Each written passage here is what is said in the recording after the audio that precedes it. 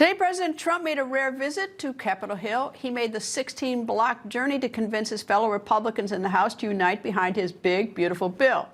In a closed-door meeting, Trump cautioned conservatives against deep cuts in Medicaid. He also urged blue state Republicans to give up fighting to increase the cap on the SALT deduction. That deduction refers to state and local taxes that can be deducted from your federal taxes. Republican households wanting to raise the deduction limit, Republican congressmen wanting to raise the deduction limit were not swayed. And, well, you might as well get out the coffee for the Rules Committee tonight, because the committee is scheduled to meet after midnight tonight at 1 a.m. tomorrow to hash out this measure before the expected final House vote on the president's big, beautiful bill.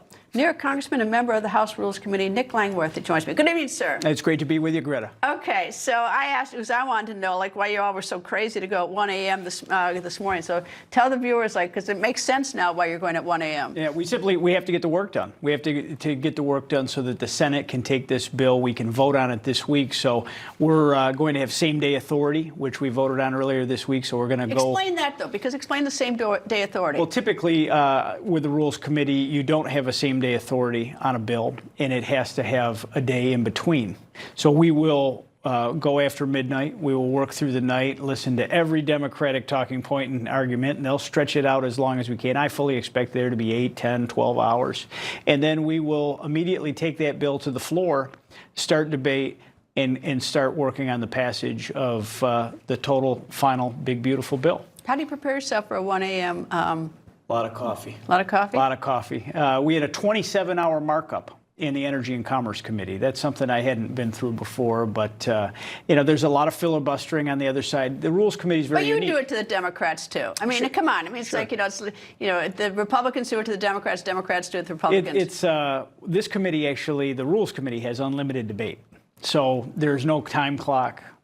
So you will have members that go on a 15 to 20-minute tirade, and the traditions of the Rules Committee is there is an unlimited debate provision. So we'll have various panels. The committee chairs come in, talk about their portions of the bills, because this is a massive undertaking. This only happens once in a presidency, where all 11 committees put out a work product that becomes one bill and finds savings or expenditure across the federal government. So it's one large legislative exercise like this. This is very unique to reconciliation. So are you saying that this could go on longer than all night long? It could go into tomorrow. Is there anything to cut it off except for that everybody sort of drops dead with fatigue? Well, there's 9 Republicans on the dais, and there'll be 4 Democrats. So I guess the stamina of the Democratic Party is basically what we're going to deal with, because they will bring amendments to the bill that will all fail. But they will bring people in to testify. But they can keep talking about it. They will keep talking about it. The guests to the committee have a limited time clock, but the members of the committee, kind of like the Supreme Court, have the unlimited ability to ask questions and comment on Is it going to pass? Because this SALT deduction, the Republicans in states that are blue states, they want to raise it higher. And, of course, if it's raised higher, that means less revenue to the Treasury. And, of course, that means, there are issues in terms of money. It's a double taxation. I'm not at the heart of the SALT fight like my downstate colleagues are. I represent the western end of New York, a little different economy. We have currently a $10,000 cap on state and local tax deduction. I'd like to see that go up. I think that the bill addresses that. My downstate colleagues have pushed hard to grow that number, because the cost of living is extremely high. It's double taxation. You've already paid tax, and then you're paying tax on the money that you've paid tax on. So I certainly understand their plight. The problem is our conference, many of the states aren't states that have high state and local taxes.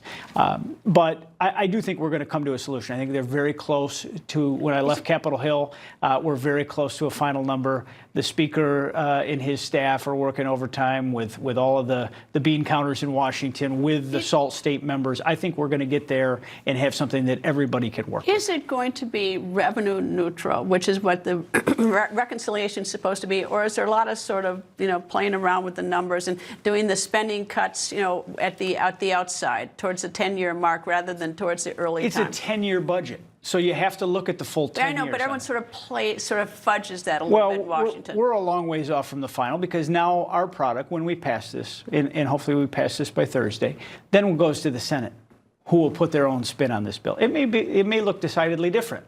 if the Senate puts a different stamp on this bill. And then we will have to reconcile the two sides to make sure we have a final product that achieves President Trump's agenda, but also all the things that we've worked for as we've explored every committee of the House of Representatives. I mean, there's a lot of great reforms in here. We have making the most important thing we need to do is to make the tax cuts of 2017 permanent.